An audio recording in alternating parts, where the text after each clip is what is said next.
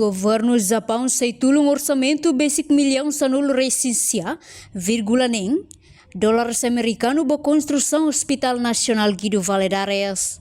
Quarta-feira, governo lihusi sormuto reunião Conselho Ministro e a Palácio Governo Dili delibera onde aprova acordo contribuição financeira entre a República Democrática Timor-Leste no Agência Cooperação Internacional Japão, com o projeto Qualificação no Hospital Nacional Guido Valadares, NBC assina o ministra Finanças, Santina José Rodrigues Cardoso. No teu acordo NBIHA, Japão se for contribuição financeira, basic dólar americano milhão sanul recensia, vírgula nem, para construção refere.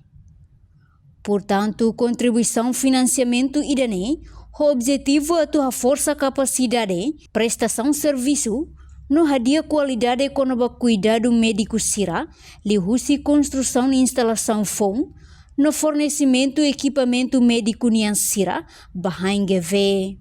Projeto inclui edifício andar 5, nebe se faheba unidade pediatria, no cuidado intensivo, no construção edifício FON hangevene, se remata e a fulan abril tina rin rua Ronolo recém hito.